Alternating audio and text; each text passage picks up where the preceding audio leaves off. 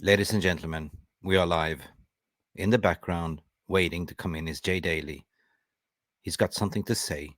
So if you have children, please cover their ears because this is going to be very sensitive. Let's continue.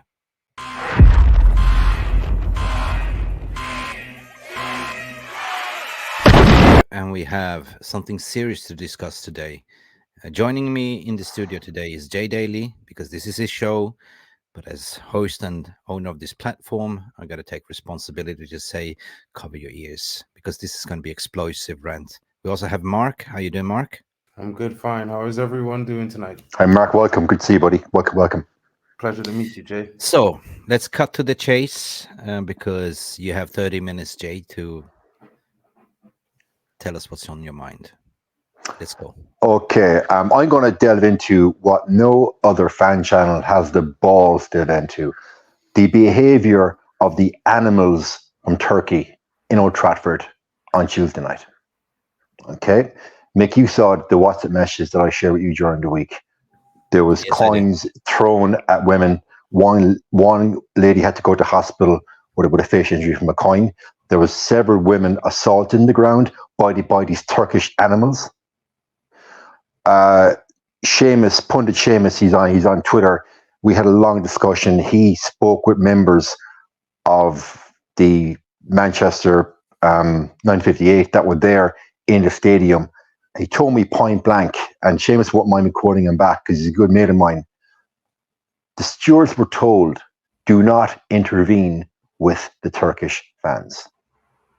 So essentially, guys, the club absolutely made a balls up on security and on administration, selling tickets around the ground in the home end for real fans of his club. Back, by the way, when we used to be an actual football club. Remember that, Mick, when football club was on the badge? Remember that? Yeah. So we've had previous with Galatasaray. I don't want to make this history lesson, but younger fans watching, back in 1993, we drew 3-3 at home in Old Trafford, and we drew away from home in Turkey. From the moment the lads landed in the airport, the players were getting harassed. The fans were getting assaulted. It's 1993. You would have thought, fast forward 2023, those dark days in the game would be gone. But tonight, I'm wearing this jersey because Eric Cantona that night, he's walking off the pitch, escorted by a policeman who assaulted Eric Cantona with a baton. Brian Robson's gone on record by saying Robbo went in and punched the policeman. So the club has had previous with Galatasaray, right? So surely, Mick, logic would dictate from the powers that be in the club, the top boys and admin, okay, if Galatasaray is Tuesday night, okay, we have to have that stadium on a lockdown. Ensure every fan that goes into that ground that's not a United fan is searched. You saw flares in that ground. We don't have flares in the English game. Do you want to be at a game and inhale the toxicity of a flare? Do you want a flare thrown at you? No. So clearly, the security search, these so-called fans going in, I'm going to call them animals, that's what they were, was derisory at best. The stewards didn't do their job on the search. The Tory party conference was on in Manchester on Tuesday night. 1,000 policemen and women were policing that. So surely, in planning this game at home, okay, so if the police resources are going to be at the other side of Manchester for the Tory conference, surely this night should be the away game and play the home game later on in the competition. So it's a mess up as well from Manchester Town Council and from the police. The media, Mick, are not calling this out. What happened in the stadium could have been avoided, and it wasn't. It was a shit show from start to finish. So let's park what's happened on the pitch. Let's park what's happened on the pitch for the first 15 minutes of the show. We've said in every show we've been on, Mick, since we met each other, the club is badly run from top to bottom. 100%. So rather than having a few empty seats in the stadium, say a few hundred empty seats out of 75,000, That's no skin off the bottom line for match revenue for United. Big deal, couple hundred empty seats. Who cares? They're in the home end. And on the day, you will sell those seats to real, genuine United fans in Manchester or Ireland or parts of England. Those said, but no, the powers that be in the club pressed the panic button at the weekend and sold those tickets to non-members of the club. If I want to go to Manchester to a game, I've got to be a member of the club to buy a ticket. To buy a ticket. And the club is even cracking down on season ticket holders giving their ticket to me for a game, even though I'm a member of the club. But yet, they'll panic and sell thousands of tickets to Turks that come to the UK with a completely different socioeconomic background. And let's face it, guys, and I'm going to call it out now, a completely different mindset and way of living their lives. They are Muslims. I'm not a Muslim. I've got no problem with Muslims. I respect all faiths. However, the law should apply to Muslims, Christians, Catholics, Protestants, everybody. Across the board, the same law should apply. And any foreign person coming to a game in Ireland, England, UK, Italy, France, Spain, the same rules, the same law should apply. Clearly, on Tuesday night in Old Trafford, there was a hands-off approach by the club and by the stewards. Oh, don't intervene because they're Turks. Don't intervene because they're Muslims. We don't want to be branded racist. How about do your job?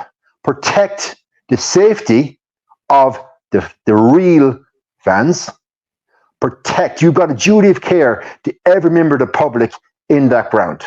Home and away fans combined, duty of care. The club dropped the ball on the duty of care. Now, you sent me pictures, and I won't mention the guy's name, who suffered horrific injuries at the stadium. And I hope this gentleman sues the pants off the club. He did. I hope he does. I don't want to say any more. I don't want to say any more because I don't want to compromise the case in any way. But I hope the gentleman takes the club to the cleaners. I really do. He did. Yeah. So before we continue, go ahead. Just as a reference, people, there's nothing about xenophobia. There's nothing about religion or anything else. I just want to sort of stop you there for a while as well, Jay. That in terms of the World Cup influence, the whole world was intervening with Qatar to implement that rainbow movement, and because we didn't respect their values to say we are against the homosexuality and stuff like that. But they still have to come and made a meal out of it. But here it was totally nothing. It was swept under the carpet. You got to call a spade, comparing apples to apples and apples to pears. Now, on the World Cup, I did not watch the World Cup. I would not let my son watch the World Cup because of what the World Cup stood for. Point blank. No, wouldn't watch it. And I've been watching World Cups since Mexico '86 as a very, very, very young child. It's the first World Cup I didn't watch, but I digress. That was my personal belief, and I have my morals and whatnot. That's me. Last, I just want to finish up this segment because I don't want to take up too much of the airtime on this. No. You have creativity. The club gross negligence on behalf of the powers that be of the club caused injury and assault to female fans. That gentleman that we all really alluded to. Probably fathers, mothers with their children, scared children that might never want to go to Old Trafford again. And let's face it, guys, to bring a family to Old Trafford for an evening out to any game, it ain't cheap. No, it's not. It's a family event. It's mega money. It's mega money. So the duty of care to those fans was not exercised by the club. The club were grossly negligent in the administration of selling tickets to those fans. They were grossly negligent in the security in the ground, and they were negligent in standing back and permitting these animals to remove the Busby banner. Remember the Busby banner around the stadium? Mm. That banner was removed, and the stewards were told to stand back and let that happen. Now, we're all men of principle here. Somebody comes to your home They respect your home. They respect your surroundings. They Take the respect shoes off everything. before you. You're in someone's house. You are a guest in my house. You respect my house. You respect my norms. If you don't respect my house, my norms, my possessions, what happens, Mick? What would you do? You tell the person to what? Yeah. And I'm very mindful now, and I'm not going to In my curse. house, for instance, my house, very strict rules. In some cultures, people walk in with shoes. They sit on the sofa with shoes. In my house, no. That's no. Like, you take your shoes outside the door, please. And if you Yeah. don't follow, go. So your own house, Mark. You got your own rules in your house. Yeah, That shoes must at be the door. respected. Because Yeah, it's your house, mate. It's your house. I come to your house. I respect your house. I respect your home. You come to exactly. mine, Mark. I hope someday we get to meet. You respect my home. Same, So these exactly. these Turkish scumbags came into Old Trafford and disrespected our house. Right? The media, their silence on that point is deafening. Because Exactly. they don't want to touch it because they are Turks. Now flip a switch. Flip a switch. A few weeks' time, we play Man City. Man City fans behave in the same manner of those Turkish animals. Rip down the signage, iconic signage by Busby and Ferguson. Assault women. Throw coins at fans. What would the media do, Mark? The English They media, would be the all world's over that. media. They would be Thank you, all over it. All over. thank you, sir. Thank you, sir. Now, I'm glad I've had time now to get this opportunity to get this off my chest, because I saw those images, Mick and Mark. It's like alliteration, Mick and Mark alliteration. And I was absolutely disgusted. Disgusted. I could not believe. And I was looking on my Twitter timeline, and then I was looking into newspaper articles and trying to see, what strand and what was the feel.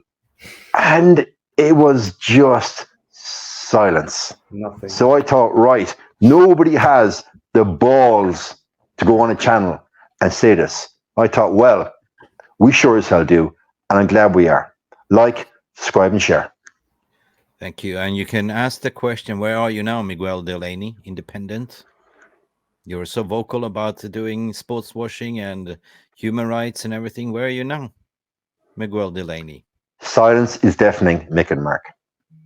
Facts. I mean, like, they Absolutely need to facts. start taking a more serious approach to these things, because at the same time, it's like the negligence to not protect the safety of match-going fans, regardless of home and away. You know what I mean? There needs to be these. You can't have these things happening. They shed a bad light on football. You know what I mean? Like, years ago, they used to call football fans hooligans. Yeah. And now we say we don't have those things anymore. But look, it's happening right now. And it's like no one's just like talking about it. It's crazy. Hopefully something becomes of this, and we never see those things happen again, because that's dangerous. But Mark, that could have been avoided if the club had exercised proper professionalism and due diligence. I put the question to every watching people in the VAR room. But I pose the question, though. The club is now so unprofessional on every level, from training to coaching, administration. Everything is just amateur. It's amateur hour on every level. I'll pose the question, if you may ask. There should be a process in place, and there is a process in place. And I even heard that they did the same thing towards the Copenhagen game as well, Champions League. Are they so broke that they have to, violate these, occupational health and safety protocols? Never do I see. I've been on a lot of away games. I'm a traveling fan, and never do I see to sit like 1,000 fans in the middle of a home stand. Never. Because that's the thing that you don't do.